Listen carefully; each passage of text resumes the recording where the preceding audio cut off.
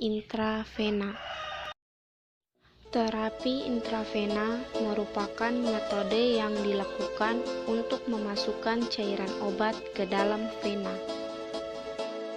Terdapat dua jenis cairan yang dimasukkan ke dalam vena, yaitu kristaloid dan koloid. Kristaloid adalah cairan yang tersusun dari mineral, garam, dan zat-zat yang dapat larut dalam air. Contohnya solusi garam, dekstrosa dalam air, dan lactatringer. Sedangkan koloid sendiri adalah molekul yang tidak dapat larut dalam air. Solusi koloid memiliki partikel besar yang dimanfaatkan sebagai pengganti darah, ekspansi volume, dan mempertahankan tekanan darah normal.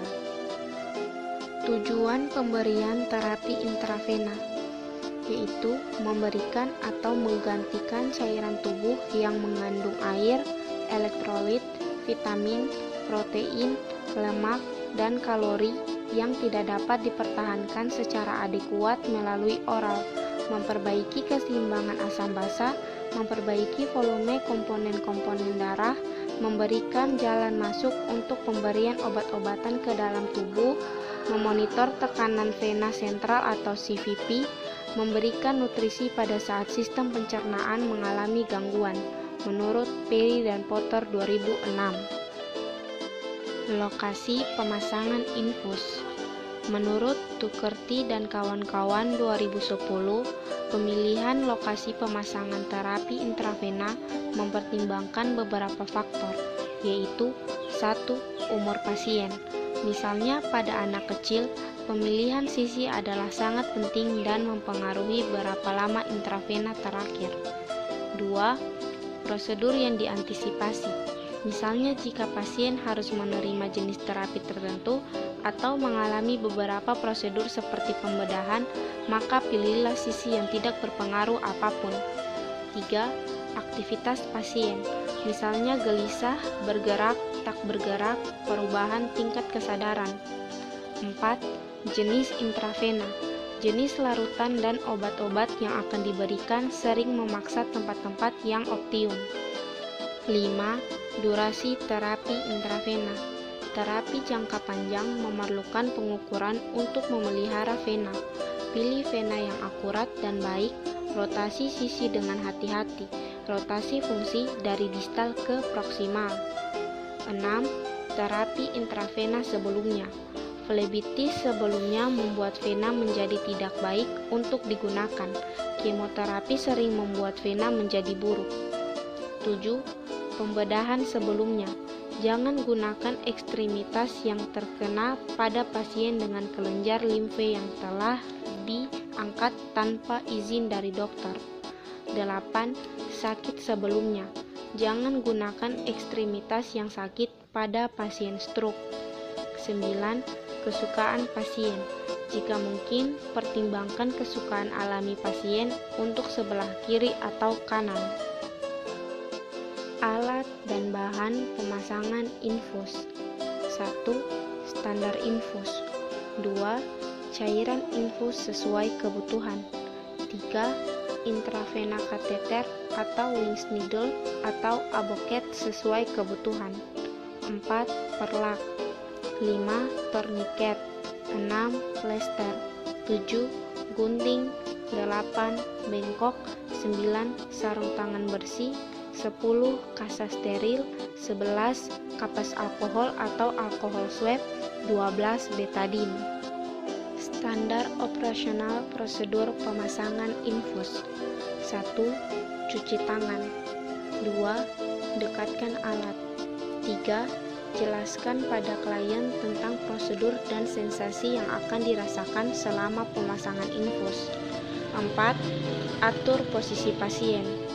5. Siapkan cairan dengan menyambung botol cairan dengan selang infus dan gantungkan pada standar infus. 6.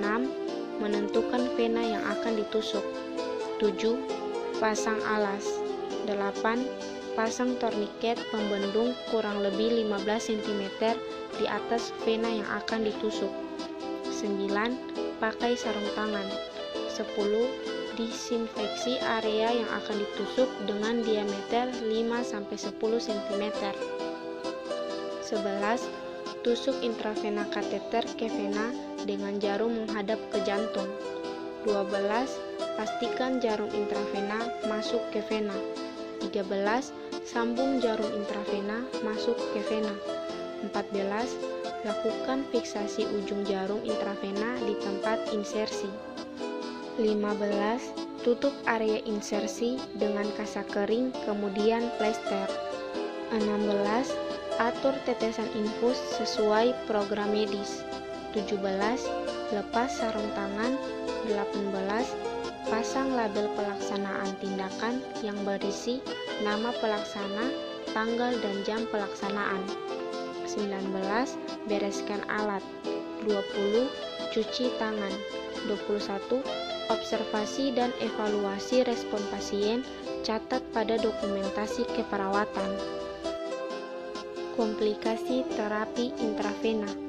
Menurut Darmadi 2010, beberapa komplikasi yang dapat terjadi dalam pemasangan infus yaitu 1. Hematoma, yakni darah mengumpul dalam jaringan tubuh akibat pecahnya pembuluh darah arteri vena atau kapiler, terjadi akibat penekanan yang kurang tepat saat memasukkan jarum atau tusukan berulang pada pembuluh darah. 2. Infiltrasi, yakni masuknya cairan infus ke dalam jaringan sekitar yang bukan pembuluh darah, terjadi akibat ujung jarum infus melewati pembuluh darah. 3.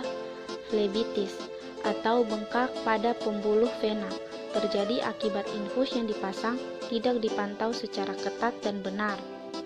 4. Emboli udara, yakni masuknya darah ke dalam sirkulasi darah, akibatnya terjadi rasa perih atau sakit dan reaksi alergi.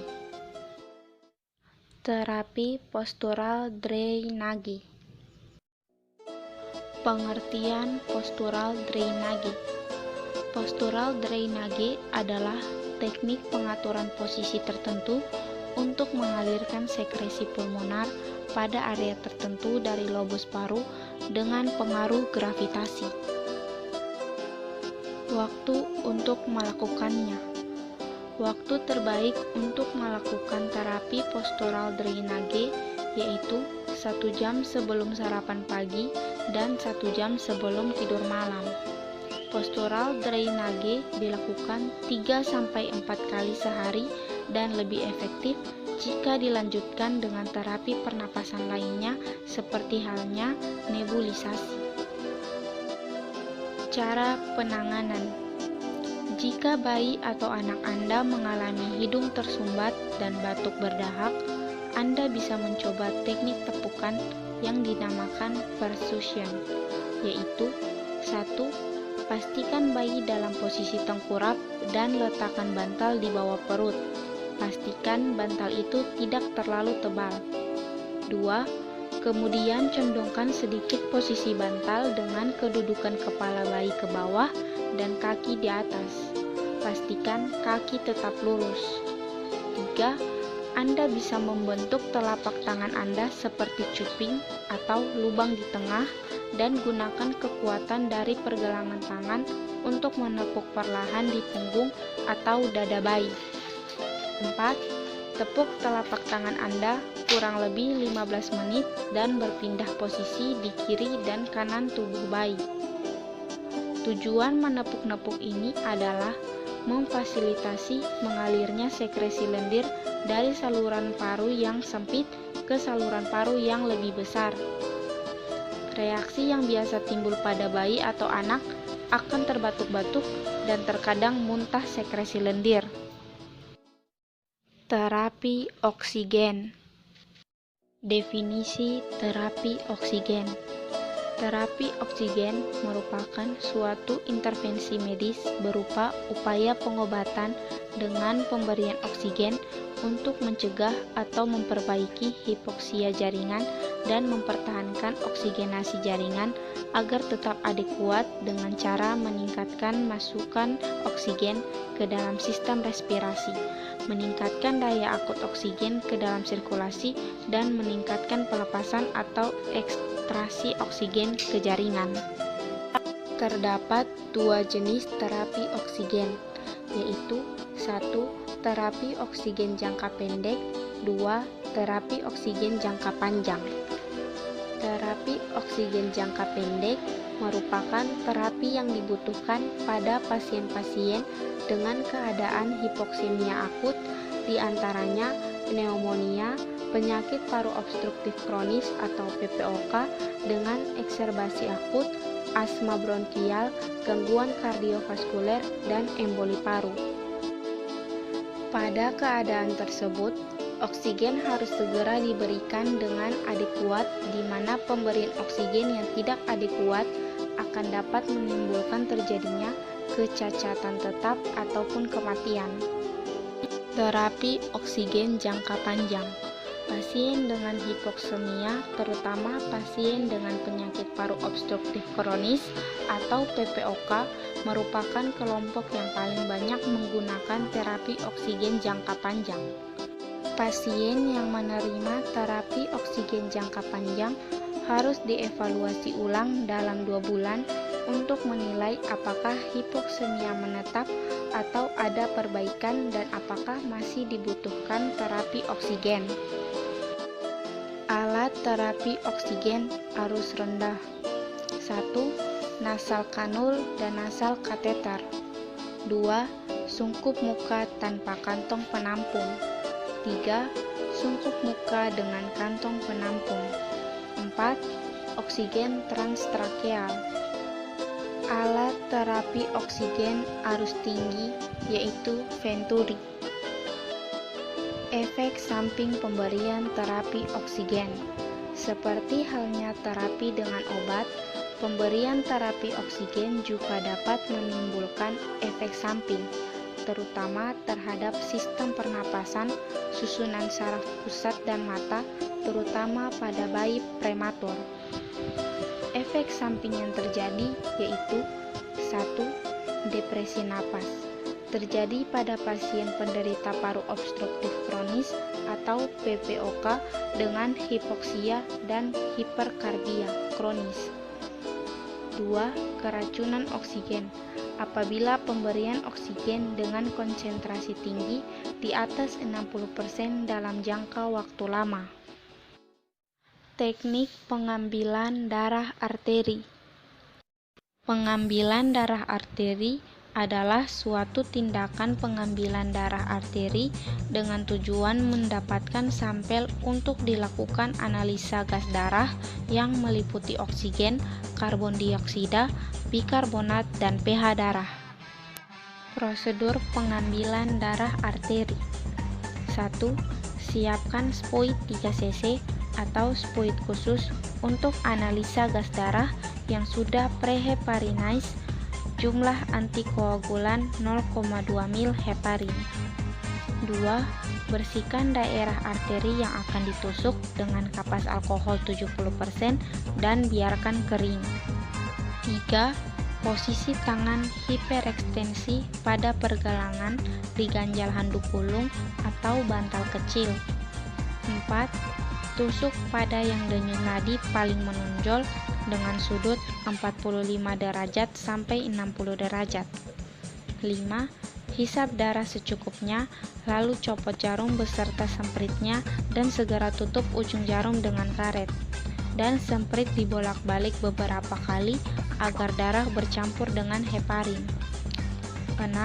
Setelah jarum dicabut, tekan daerah itu dengan kapas atau kasak kering 3-5 menit. 7. segera dikirim ke laboratorium dalam waktu kurang dari 15 menit atau diletakkan ke dalam wadah berisi es batu atau wadah pendingin lain dengan suhu 1-5 derajat Celcius untuk meminimalkan konsumsi oksigen oleh leukosit. Komplikasi yang terjadi: 1. Trombosit arteri menyebabkan iskemik dan kematian jaringan. 2. Hematoma dicegah dengan penekanan selama 3-5 menit pada luka. Penanganan jika terjadi hematoma dengan kompres air panas. 3. Pendarahan.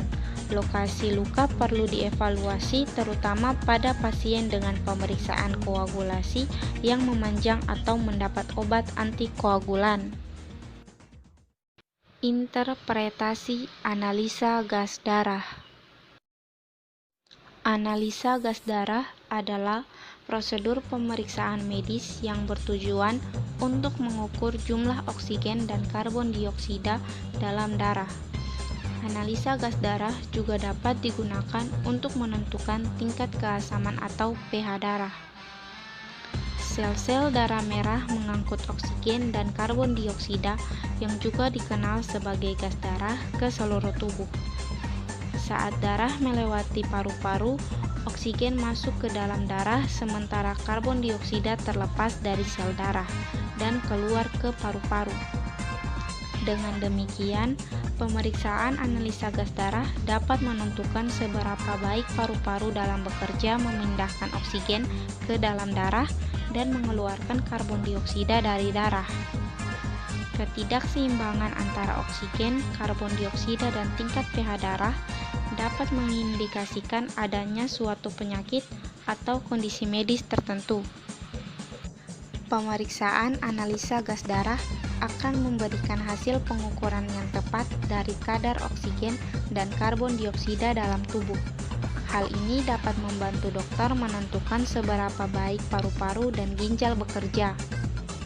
Dengan melakukan pemeriksaan ini, selain untuk menentukan penyakit, dokter juga bisa memantau hasil perawatan yang sebelumnya diterapkan kepada pasien. Prosedur pemeriksaan analisa gas darah. Pada pemeriksaan ini diperlukan sedikit sampel darah yang diambil dari pembuluh darah arteri yang ada pada pergelangan tangan, lengan, atau pangkal paha. Langkah pertama, dokter akan mensterilkan tempat suntikan dengan cairan antiseptik. Kedua, setelah menemukan arteri, akan dilakukan penyuntikan ke dalam arteri untuk mengambil darah. 3. Setelah dirasa cukup, jarum suntik akan dicabut dan luka tusukan ditutup dengan perban. 4. Kemudian sampel darah akan dianalisa oleh mesin portal yang ada di laboratorium. 5. Sampel darah harus dianalisikan dalam waktu 10 menit dari waktu pengambilan untuk memastikan hasil tes yang akurat. Perawatan trakeostomi.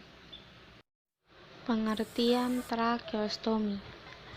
Trakeostomi adalah tindakan bedah untuk membuat lubang pada saluran udara atau trakea agar dapat dipasangi tabung pernapasan. Tujuan utama dilakukannya prosedur ini adalah untuk memudahkan masuknya oksigen ke paru-paru pasien.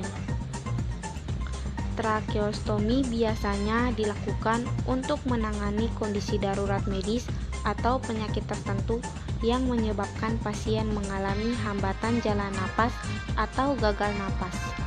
Prosedur ini dilakukan dengan operasi dan perlu dipantau dengan ketat. Melakukan perawatan trakeostomi memerlukan banyak perhatian dan pengetahuan. Pastikan seorang perawat mendapat pelatihan secara menyeluruh sebelum melakukan tindakan perawatan pada pasien dengan trakeostomi. Ada 4 bagian dalam perawatan trakeostomi. 1. Melakukan pengisapan selang, yaitu A. Siapkan peralatan yang diperlukan. B. Cucilah tangan Anda secara menyeluruh. C. Siapkan dan lakukan pengujian pada kateter. D. siapkan pasien dan ambil larutan garam. E. Masukkan kateter tersebut dan pasang pengisap. F. Biarkan pasien menarik napas. 2. Membersihkan selang trakea, yaitu A. Kumpulkan peralatan. Hal ini dilakukan untuk menjaga kebersihan peralatan agar terbebas dari lendir dan kotoran lain. B. Cucilah tangan. C. Rendam selang trakea. Rendam pada sebagian larutan hidrogen peroksida yang ada dalam mangkuk. Rendam hingga partikel di dalamnya lunak, larut, dan terlepas. D. Bersihkan selang trakea. Bersihkan selang menggunakan sikat lembut dengan hati-hati. E. Pasanglah kembali selang ke dalam lubang trakeostomi. 3. Membersihkan stoma. A. Periksalah stoma. B. Bersihkan stoma dengan antiseptik. C. Ganti pembalut secara teratur. Pembalut di sekelilingi lubang trakeostomi harus diganti minimal 2 kali sehari. 4. Menguasai perawatan sehari-hari. A. Lindungi selang trakea saat berada di luar. B. Hindari aktivitas berenang. C. Pertahankan untuk menghirup udara lembab. Prosedur pelaksanaan transfusi darah. Pengertian transfusi darah. Transfusi darah adalah prosedur yang dilakukan pada orang yang mengalami kekurangan sel darah merah tubuh. Kondisi ini bisa terjadi akibat pendarahan atau produksi sel darah merah yang memadai. Berikut beberapa prosedur umum pelaksanaan transfusi darah yang sebaiknya diikuti oleh setiap petugas medis yang bertugas dalam pelaksanaan transfusi. 1. Tidak dilakukan pada malam hari kecuali darurat. 2. Pemberian semua komponen darah harus menggunakan transfusion set. 3. Pasang transfusion set dan salin sebelum minta darah donor. 4. Siapkan rekam medik transfusi dan isilah dengan lengkap. 5. Cocokkan identitas pasien dan label kantong darah dikerjakan oleh 2 orang perawat senior. 6. Ukur tanda vital dan catat di rekam medik transfusi. Perawat pelaksana menulis nama terang dan tanda tangan. 7. Dalam 30 menit, darah donor keluar dari lemari pendingin bank darah, transfusi harus sudah dilaksanakan. 8. Kantong darah donor dibolak-balik dan tidak perlu dihangatkan, kecuali pada transfusi masif. 9. Perawat menerangkan tanda dan gejala reaksi transfusi. Bila gejala muncul, pasien atau keluarga lapor kepada perawat. 10.